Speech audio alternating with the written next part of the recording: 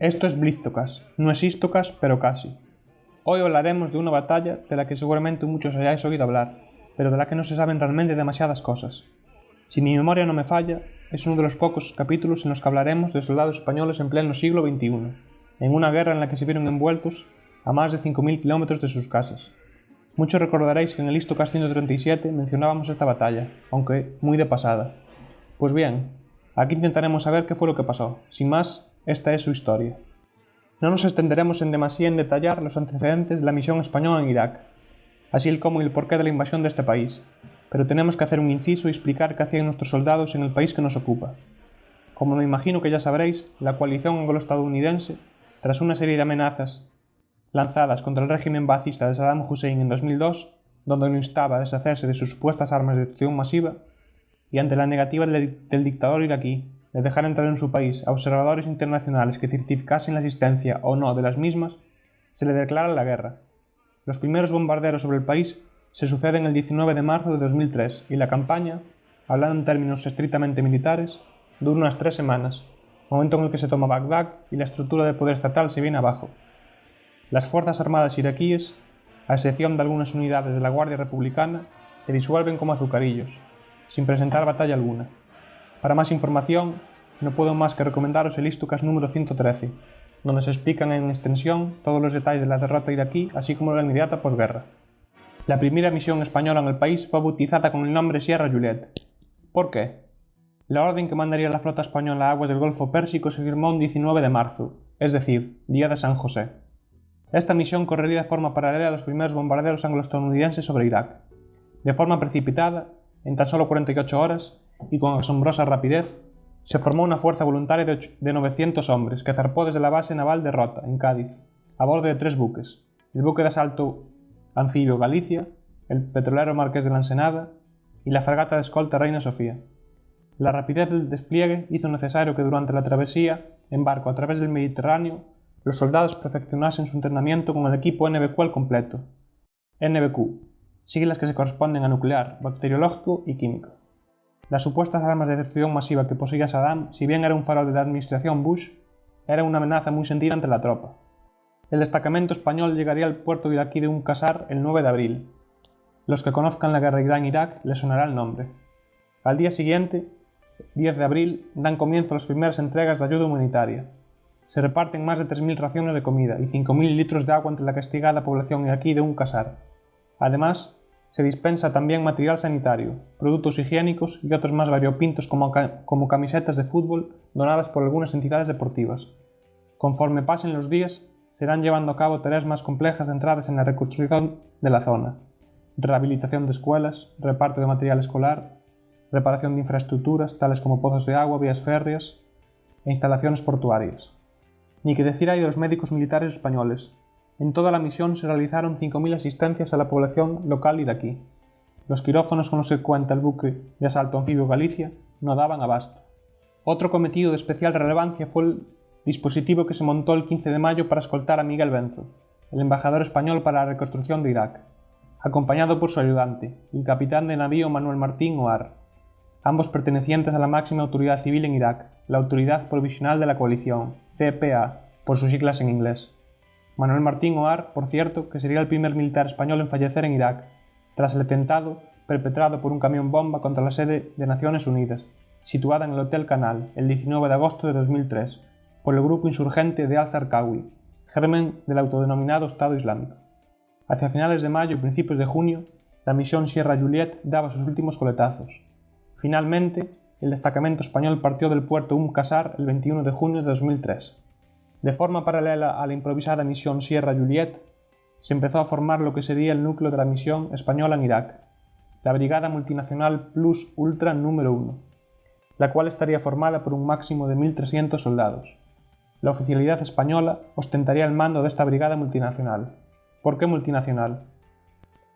Al contingente español se le unirían 370 soldados hondureños, 360 salvadoreños, 350 dominicanos y 115 nicaragüenses. Si la operación Sierra Juliet tuvo como objetivo principal la ayuda humanitaria, ahora los esfuerzos se centrarían en contribuir a la seguridad, estabilización y reconstrucción de Irak en la zona asignada a España. El Irak de posguerra estaba dividido en 4 sectores, asignados cada uno a una división. El sector norte, así como el centro, eran americanos. El sector sur era británico, mientras que el sector centro-sur, donde se desplegaría la brigada multinacional Plus Ultra, estaba bajo mando polaco. En un principio, el destino de nuestra brigada iba a ser el sur, pero los británicos se mostraron bastante reticentes, querían ese sector al completo para ellos solos. Como decíamos pues, el sector centro-sur quedó para España, subordinada al mando polaco. El primer contingente de esta brigada, compuesto por unos 60 hombres, partió del aeropuerto de Santiago de Compostela rumbo Kuwait, el 23 de julio de 2003. Tras una fase de aclimatación al medio en el pequeño país petrolero, aclimatación porque las temperaturas en verano en esta zona del globo sobrepasan los 50 grados centígrados. Como decíamos, tras unos días en Kuwait, marcharían por tierra hacia Diwanilla, escoltados por un convoy norteamericano. Las provincias que formaban el área de responsabilidad de la Brigada Multinacional Plus Ultra eran 2, Qasidiyya y Nayaf, 2 del total de 18 provincias en las que está dividido Irak. La capital de la provincia de Qasidiyya se llama Diwanilla, con una población aproximada de 450.000 personas. En esta zona se instalaría el cuartel de la brigada, con el nombre de Base España. En Nayaf, ciudad de casi 600.000 habitantes, capital de la provincia homónima, se instalaría la segunda base española bajo el nombre de Al-Ándalus. Intentaremos colgar unos mapas en la página para aclarar estos emplazamientos. En Nayaf, para el caso que nos ocupa, se encuentra el santuario más sagrado del chiismo, la tumba del Imam Ali. Esto lo convierte en la tercera ciudad en cuanto al número de peregrinos musulmanes, siendo solo superada por la Meca y Medina. Además de la tumba del Imam Ali, también encontramos el mayor cementerio del mundo musulmán, y uno de los más grandes, si no el que más, de todo el mundo. La importancia religiosa de esta ciudad es incontestable. Por si fuese poco, es uno de los centros de estudio del Islam chií, y ha acogido, entre muchos otros, al Ayatollah Khomeini. Sería interesante pararse a describir las acciones de la brigada número 1, pero el tiempo arrecia, y usando la frase comodín, esto daría por sí mismo para otro Histocast. Bueno, mientras el contingente de la Brigada Multinacional Plus Ultra continuaba su misión en Irak, su reemplazo desde el territorio español ya se estaba preparando. No se trataba de aumentar el número de soldados españoles en Irak. La limitación parlamentaria era tajante, no más de 1.300 hombres, lo cual hizo que el proceso de selección de los mismos fuese extremadamente minucioso. El reemplazo, bajo el nombre de Brigada Multinacional Plus Ultra número 2, se formaría en torno al núcleo de la Brigada de Infantería Mecanizada Extremadura 11, con base en Badajoz. Como suele ser normal en el caso de las misiones internacionales, se le dotó de apoyo externo, es decir, transmisiones, logística, un grupo de operaciones especiales, etc., así como el Regimiento de Infantería Saboya, el cual se destacaría en el combate del 4 de abril. Tras casi de 6 meses de misión a todo trapo, sin tiempo alguno para el descanso, el 15 de diciembre de 2003, la Brigada número 2 al mando del general Kohl tomaría el relevo a la Brigada número 1 mandada por el general Cardona. Así, sin más, el 6 de enero abandona Irak la última compañía de la Legión del Tercio Juan de Austria perteneciente a la Brigada número 1, que se encontraba todavía en la zona de operaciones para facilitar la labor de relevo a las nuevas unidades españolas que se estaban instalando en la zona. Bueno, podemos ir entrando ya en harina, y para ello empezaremos por comentar algunos de los antecedentes del levantamiento de abril. A mediados de febrero ya había habido problemas entre las fuerzas españolas y el autodenominado Ejército del Mahdi, liderado por Muqtada al-Sadr. Este líder religioso chií pretendía instaurar tribunales de la Sharia dentro de la mezquita de Ali, en Nayaf, tribunales paralelos a la justicia con sus propios calabozos. A este problema también se sumaban las luchas de poder en el seno de la comunidad chií. El asesinato del líder chií Abdul Majid al-Joei, favorable a colaborar con los angloamericanos, a manos de los hombres de Sadr, es un buen ejemplo de la lucha de poder en el seno de la comunidad chií iraquí, y el problema constante al que se tuvieron que enfrentar las tropas españolas sobre el terreno. Por si fuera poco, estas acciones se veían a menudo acompañadas de acciones de extorsión, robos, tiroteos esporádicos, etc. En la práctica, este grupo se asemejaba más a una mafia que a una comunidad de fieles religiosos. Actuaba totalmente al margen de las decisiones dictadas desde la autoridad provisional de la coalición, como el resto de grupos insurgentes iraquíes. Pero antes de continuar, tenemos que detenernos brevemente y explicar en qué consistía y por quién estaba formado, y cuál era el modelo de actuar del autodenominado Ejército del Mahdi.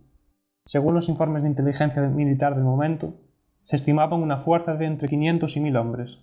Su centro neurálgico radicaba en la mezquita de Kufa, cerca de la base de Nayaf, lugar donde almacenaban armamento y donde recibían un rudimentario entrenamiento para el combate, por lo que no eran una fuerza militar demasiado instruida. Se alojaban en una mezquita porque las tropas de la coalición tenían prohibido acceder a lugares sagrados. Su recluta se realizaba principalmente en los suburbios de las ciudades tales como Nayaf, los suburbios de Bagdad o de la llamada ciudad Sadr, antigua Saddam City. Sus filas las engrosaban delincuentes parados, además de fanáticos religiosos, y solían predominar los reclutas jóvenes, más moldeables ideológicamente mediante el uso de la religión. Entre su panoplia armamentística, pues lo típico: AK-47, lanzagranadas RPG, ametralladoras ligeras RPK o RPD, etc. Utilizaban también los archiconocidos IED, artefactos explosivos improvisados como los que comenta Hugo en el Istocas 113, y era especialmente peligroso para las tropas españolas el uso que hacían de sus morteros de 60 mm, los cuales hostigaban la base española agazapados desde los patios interiores de las viviendas. Debido a esto, hacia mediados de febrero, se ordenó a los soldados españoles llevar puesto en todo momento, aun estando dentro de la base, el casco y el chaleco antibalas. No dejó de resultar curioso ver al personal de logística o transmisiones sentado en sus oficinas delante de sus ordenadores con el chaleco antibalas y el casco puesto. Pasando ya a los hechos más inmediatos, y en buena parte detonantes del levantamiento en el que se vieron inmersas las tropas españolas, tenemos que mencionar dos. El primero ocurrió el 31 de marzo, en la zona suní del país, ajena a la zona de operaciones española, pero cuyas consecuencias sí que se dejarían notar en todo el país. 4 contratistas norteamericanos de Blackwater fueron asesinados por la insurgencia en la ciudad de Faluya, y sus cuerpos maltratados fueron colgados de un puente como si fuesen trofeos de caza. La respuesta norteamericana no se hizo esperar. El alto mando estadounidense ordenó al cuerpo de marines que se adentrase en la ciudad y acabase con los responsables. Sus muertes no quedarán impunes, diría Paul Bremer. El combate urbano tuvo unos efectos devastadores en la ciudad, en su población y, naturalmente, en la opinión pública iraquí. Será este el motivo por el cual, el 29 de abril, tras 25 días de intensos combates, se ordena detener la operación. Sin embargo, el avispero ya estaba agitado, desde el inicio de la misma. Nuevamente, para profundizar en esta cuestión, no puedo más que recomendaros el Istocas número 137. El segundo hecho sí que tendrá lugar en la zona misma de operaciones española. Ya el viernes 2 de abril había tenido lugar un fuerte enfrentamiento entre los hombres del Magdi y las fuerzas salvadoreñas, al noreste de la base de El Salvador, también conocida con el nombre de Camp Baker. Unos aproximadamente 50 hombres del Magdi habían abierto fuego contra una unidad de reconocimiento salvadoreña. Esta guardó refuerzos, y tras la llegada de sus hombres, ambos bandos se enredaron en un tiroteo entre las 7 horas hasta bien entrada la madrugada. Finalmente el tiroteo se salda con 3 heridos salvadoreños y unos pocos prisioneros. Del total de aproximadamente 50 hombres, una sección española, al mando del alférez Guisado a bordo de vehículos BMR, había acudido a la zona a prestar apoyo a sus aliados. Abril había comenzado movido, e iría a más. El 3 de abril, en la víspera del levantamiento chií, el teniente general Sánchez informó a Bremer de que sus soldados se iban a arrestar a un lugarteniente de Sadr, Mustafa Yacubi, por su participación en un asesinato. Bremer contestó que adelante, mientras que algunos de los civiles presentes en la reunión pensaban que Yacubi pertenecía a Al-Qaeda, lo cual da buena cuenta del cuñadismo reinante en las altas esferas de la coalición.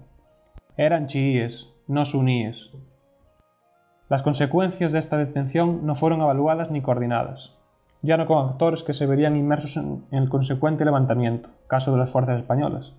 Ni siquiera fue coordinado entre las autoridades militares y civiles norteamericanas en suelo iraquí, ni entre Bagdad o Washington. Una negligencia que, como veremos, iba a poner en peligro muchas vidas. Sir Jeremy Greenstock, el enviado de Tony Blair a Bagdad desde septiembre de 2003 a marzo de 2004, un diplomático muy experimentado, diría lo siguiente respecto a los seguidores de Sadr y su influencia en el sur del país, y cito textualmente: «pequeña y sin ningún impacto político», dijo en la última semana de marzo, pocos días antes del levantamiento de abril. Se tragaría sus palabras. Así pues, el 3 de abril, hacia aproximadamente las 5 de la mañana, un comando de operaciones especiales de los Navy SEALs detenía al clérigo chií Mustafa al-Yacubi, perteneciente a la camarilla de Sadr, como habíamos explicado. La detención se produjo en la zona de Nayaf, zona de responsabilidad española, sin que el mando español tuviese la más mínima información sobre la operación. Ni siquiera un simple aviso, advirtiendo de que podría haber altercados al día siguiente. Nada. El general Cole, máximo responsable de la brigada española, pasadas horas y tras enterarse de lo que había sucedido esa madrugada, diría, y cito textualmente: «Fue lo más parecido a una patada en los huevos». Los españoles no realizaban operaciones ofensivas o de castigo, como si hacían los norteamericanos, pero a ojos de los seguidores de Sader, la culpa era de las tropas españolas, que eran las que ostentaban el mando en esa provincia. Incluso la cadena de noticias norteamericana, la CNN, se haría eco de la noticia, vinculándole el arresto de Jacobi a una acción de tropas españolas, noticia que desmentirían horas más tarde, tras el informe oficial del ejército norteamericano sobre la operación. Ese mismo día por la tarde, 500.000 de seguidores de Sader se manifiestan frente a la base española de Nayaf, reclamando la liberación del detenido. Las cosas pintan verdaderamente peor en la base dominicana. Hacia las 22 horas, los hombres del Mahdi utilizan todo lo que tienen para hostigarla: fuego de fusilería, lanzagranadas y morteros. Hechos similares se suceden, a su vez, en la base hondureña. Así es como da comienzo el 4 de abril, a tan solo 10 días de comenzar el relevo de la nueva brigada Plus Ultra número 3, que finalmente no se materializará por los cambios políticos a raíz de la victoria del PSOE en las elecciones generales. Hablaremos más tarde de todo ello. Las fuerzas españolas situadas en Nayaf aún no lo saben, pero durante toda la noche se han ido concentrando en los alrededores seguidores de Sader para presionar la liberación de su lugarteniente. Su indumentaria es inconfundible: vestidos totalmente de negro, cara cubierta y una cinta verde en la cabeza. Verde porque es uno de los colores que representa el chiismo. Algunos de ellos también portan su arma, algo que preocupa demasiado a las fuerzas españolas. Hacia las 8 horas, en la base de Diguanilla, un convoy formado por 3 BEC y un BMR, ambulancia, al mando del capitán Placer, jefe del escuadrón de caballería, se prepara para salir hacia Nayaf. Su marcha hasta Nayaf se hace poniendo en máxima alerta los 5 sentidos. La situación es de tensa calma, según el sargento primero Vergara, que ocupa el BEC de vanguardia. Mientras la puerta principal de la base española es custodiada, además de por los propios guardias de la base, en estado de alerta de la situación, por medio centenar de policías iraquíes con material antidisturbios. En el momento en el que empiezan a escucharse los primeros disparos en la mañana del 4 de abril, los policías iraquíes abandonarán su equipo y se escudarán dentro de la base. Durante el levantamiento de abril, la policía iraquí, infraequipada, malamente entrenada y con la moral por los suelos, abandonó sus cuarteles en todo el sur. Los miembros de esta, entre comillas, Guardia Nacional, se negaban a combatir del lado de las fuerzas de la coalición contra sus compatriotas iraquíes. Lo que antes eran disparos sueltos, ahora ha tomado un cariz distinto. Los hombres del Mahdi están envueltos en un verdadero tiroteo con los soldados centroamericanos de Camp Baker, base aledaña a la base española de Al-Ándalus. Los militares españoles ya se temen lo peor, y ante el incesante ruido todos acuden a sus puestos, y con el equipo al completo, tal y como ordena el coronel Asarta, jefe de la base Al-Ándalus.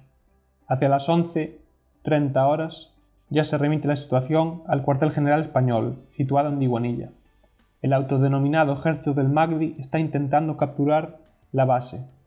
Es más, si lo que está ocurriendo se aprecia desde una óptica más amplia, la situación es la siguiente: edificios del gobierno, comisarías, bases militares, independientemente de su nacionalidad, están siendo atacadas en toda la provincia de Nayaf.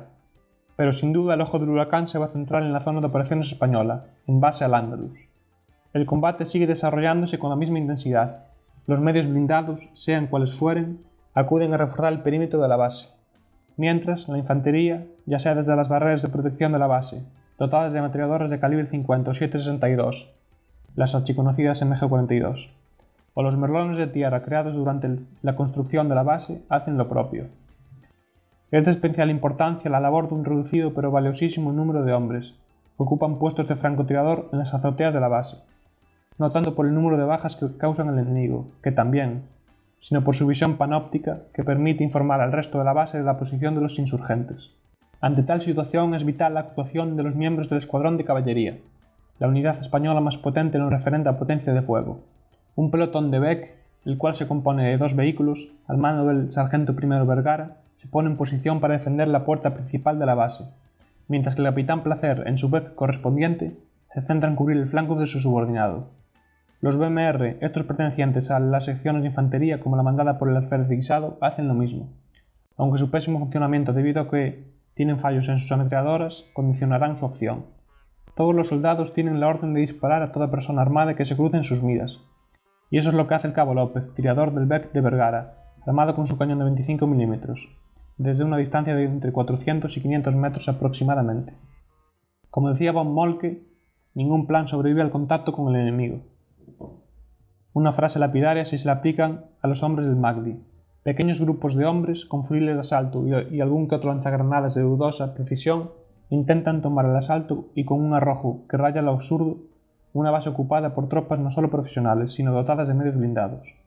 La imagen en la cabeza del tirador López tuvo que ser... no me sale la palabra. Sin duda no le gustaría estar en la piel de los de enfrente.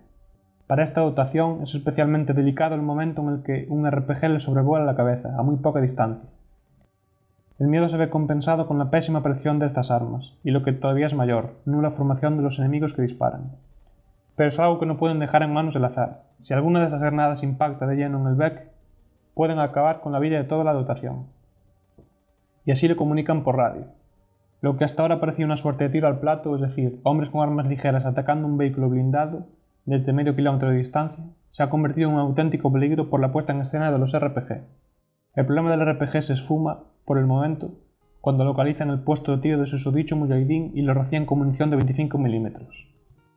Los hombres del Magdi se han hecho fuertes en el hospital de la ciudad, colindante a la base. En los mapas que intentaremos subirse esto se apreciará mejor. Desde su azotea pueden abrir fuego contra la base española, por lo que todo el personal que no anda cubierto dentro de la base puede encontrarse en una situación comprometida. Mientras sucede esto, desde la azotea del edificio de los representantes civiles de la coalición, situada dentro de la base, soldados norteamericanos, salvadoreños, un puñado de contratistas de Blackwater, así como un selecto grupo de soldados españoles pertenecientes a la Unidad de Operaciones Especiales, UOE por sus siglas, siguen a lo suyo, ahora mostrando especial atención a los disparos que llegan desde el alto del hospital. En dicha azotea, por cierto, se producirá la primera baja aliada, el capitán estadounidense Matthew Eddy, del US Army, herido en el vientre por un francotirador enemigo. Será tratado por los responsables médicos españoles de la base y posteriormente trasladado a Bagdad en helicóptero. Sobreviviría a sus heridas. La sangre de este encuentro en la azotea del edificio de la coalición era abundante, así como los casquillos, como testigo en las fotografías disponibles de la batalla en la red, lo que dan una buena prueba de la intensidad de los combates.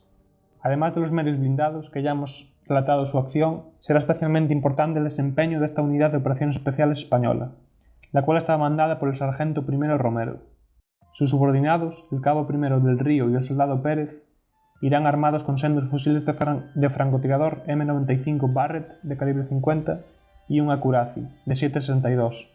No solo su poder destructivo es primordial, sino su poder psicológico, el cual inciden de forma directa sobre el enemigo que intenta tomar la base. Un disparo a una distancia comprendida de menos de 1 kilómetro significa un muerto para estos experimentados tiradores. La posición que ocuparán, como hemos dicho antes, será la azotea del edificio de la coalición, situada dentro de la base Al-Ándalus, donde minutos antes había caído herido el capitán norteamericano.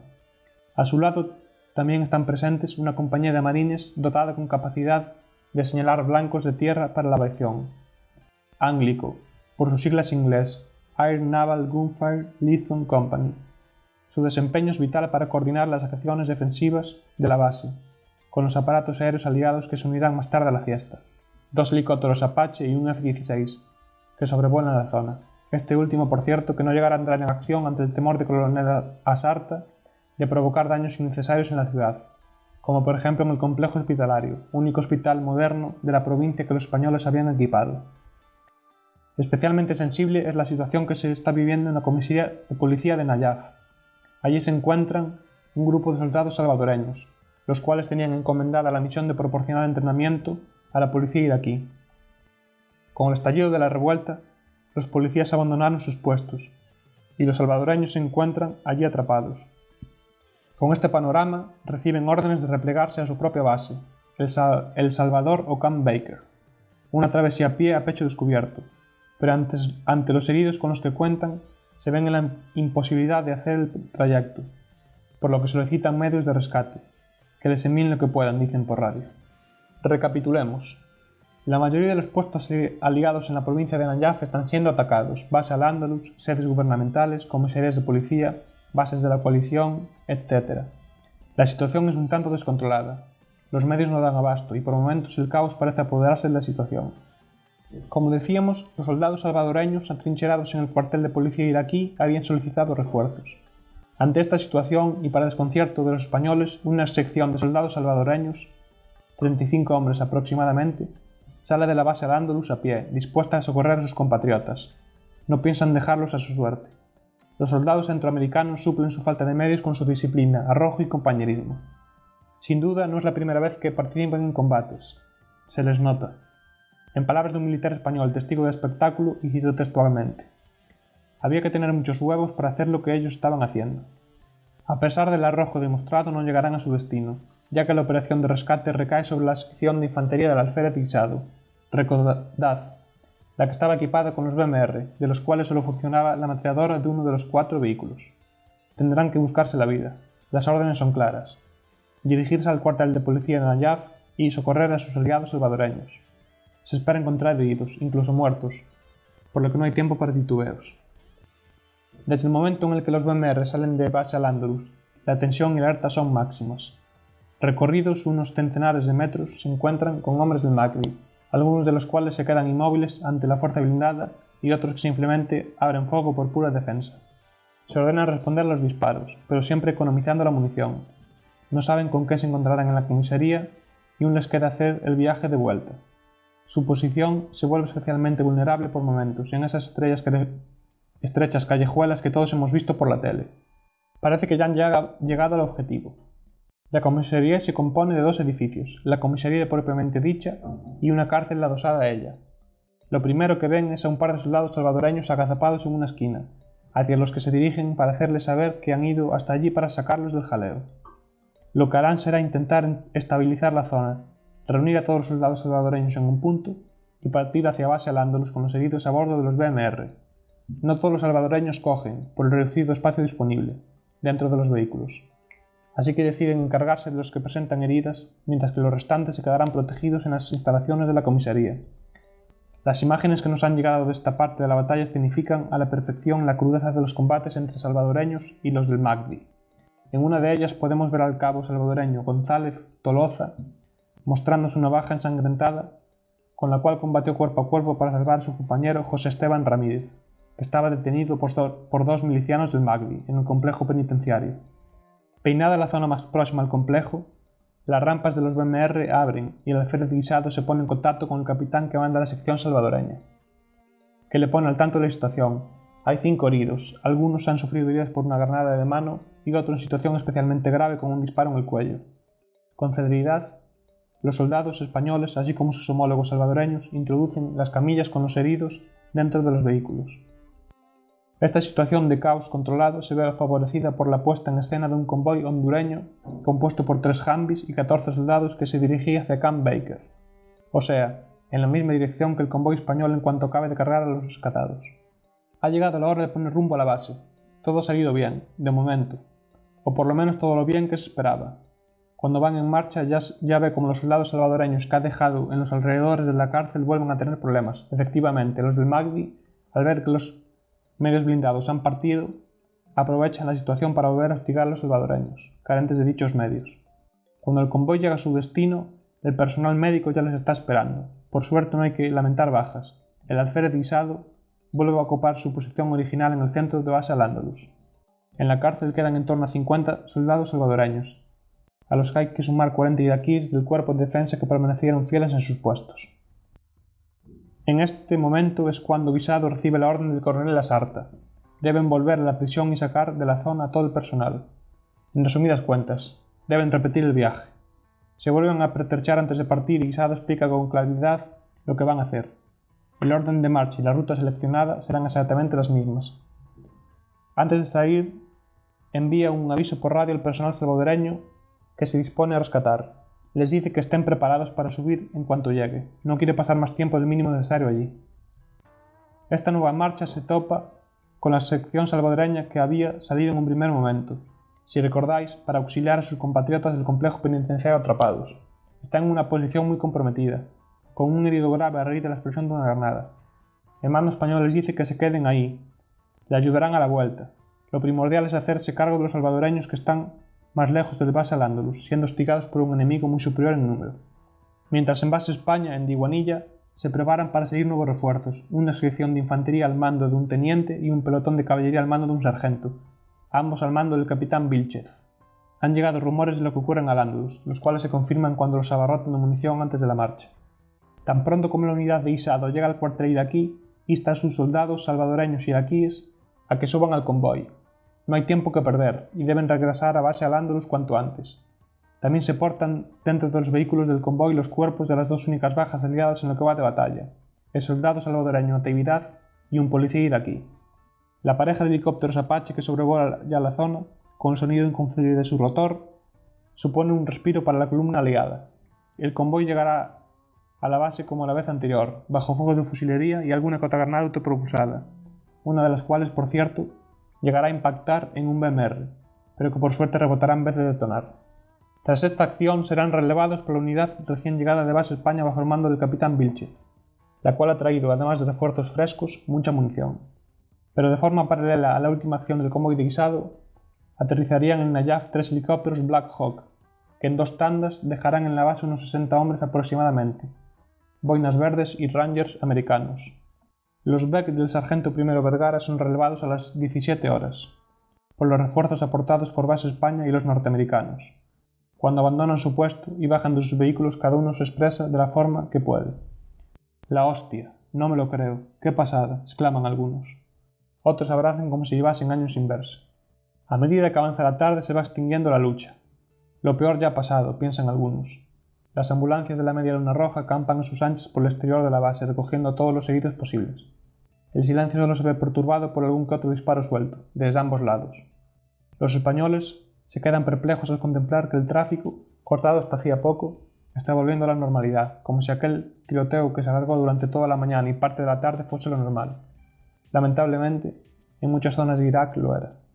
Los helicópteros de evacuación sanitaria trabajaban sin descanso, trasladando un total de 11 heridos, 10 salvadoreños y el capitán norteamericano.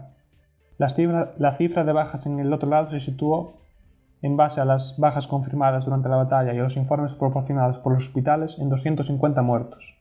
La situación parece que ha amainado, pero tal y como se deja constancia en una reunión esa tarde entre el general Cole, jefe de la brigada Pulse Ultra, el teniente Ricardo Sánchez, jefe supremo del ejército norteamericano en Irak, y el general polaco Wienek, jefe de la división multinacional donde está encuadrada España, la situación sigue siendo crítica. Tanto el edificio de gobernación como las comisarías de Nayaf, así como los pueblos cercanos, siguen estando en manos de los hombres del Mahdi, cuyos miembros se han apoderado de cuantioso material debido a las deserciones en los cuerpos de policía. La primera división blindada norteamericana, instalada en el sur de Bagdad, será movilizada hacia Nayaf y otras ciudades para apoyar a la superada fuerza multinacional. Hacia las 19 horas comienzan a recibir nuevos disparos desde el hospital de Nayaf, por parte de los francotiradores del Mahdi situados allí. Media hora después, una sección salvadoreña se dirige hacia el hospital con intención de limpiarlo y asegurarlo. La lucha cuerpo a cuerpo está asegurada. Mientras esto sucede, el fuego continúa desde la azotea del edificio de la coalición, habitado por boinas verdes del UOE, Ánglico y Blackwaters, estos últimos que parecen ir por libre. Hacia las 21:30 horas ya estaba en poder salvadoreño la primera planta del hospital, pero habrá que esperar hasta la madrugada del día siguiente, momento en el cual llega una unidad de élite norteamericana a reforzar las operaciones. Los ataques contra edificios o personal de la coalición en Nayaf, ahora esporádicos e aislados, continuarían durante toda la madrugada del día 5. Hacia las 2:30 de la madrugada se oyen 2 potentes detonaciones. Más tarde se sabe que han sido producidas por un avión norteamericano artillado, un S-130, que ronda la zona. Ya en la mañana del mismo día, continúan ataques esporádicos de mortero. A pesar de ello, la situación ya se ha calmado relativamente. Para ese día se forma un convoy que salga a patrullar Nayaf. Se trata de no darle al Mahdi una sensación de falsa victoria.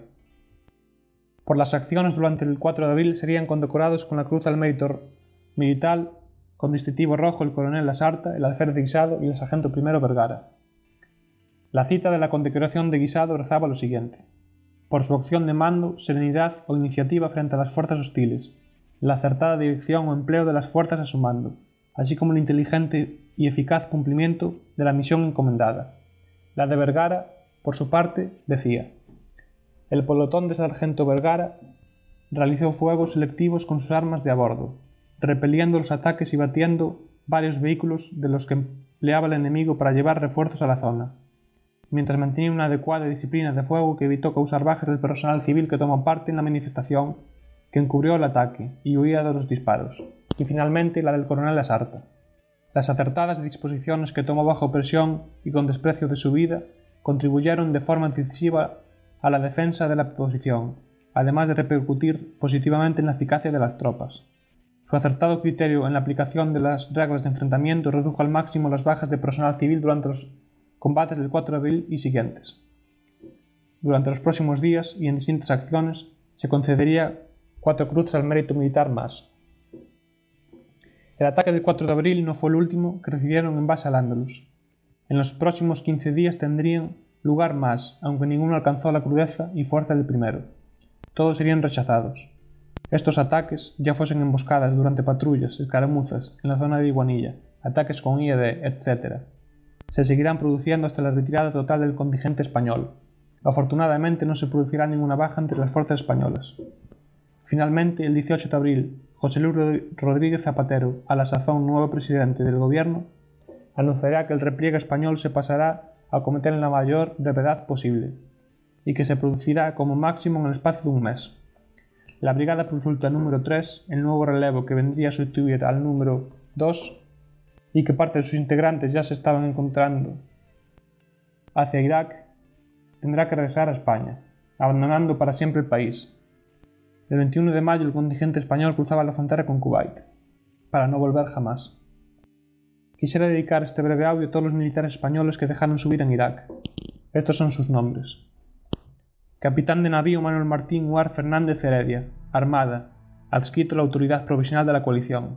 Sargento Luis Antonio Puga Gándara, Ejército de Tierra. Sargento I José Antonio Bernal Gómez, Ejército del Aire, adscrito al CNI. Comandante José Merino Oliveira, Ejército de Tierra, adscrito al CNI. Comandante José Carlos Rodríguez Pérez, Ejército de Tierra, adscrito al CNI. Comandante Alberto Martínez González, Ejército de Tierra, adscrito al CNI. Comandante Carlos Baró Ollero, Ejército de Tierra, adscrito al CNI. Brigada José Lucas Egea, Ejército de Tierra, adscrito al CNI. Brigada Alfonso Vega Calvo, Ejército de Tierra, adscrito al CNI. Sargento I Luis Ignacio Zanón Tarazona, Ejército del Aire, adscrito al CNI. Comandante Gonzalo Pérez García, Guardia Civil. Aarón Vidal López, Ejército de Tierra.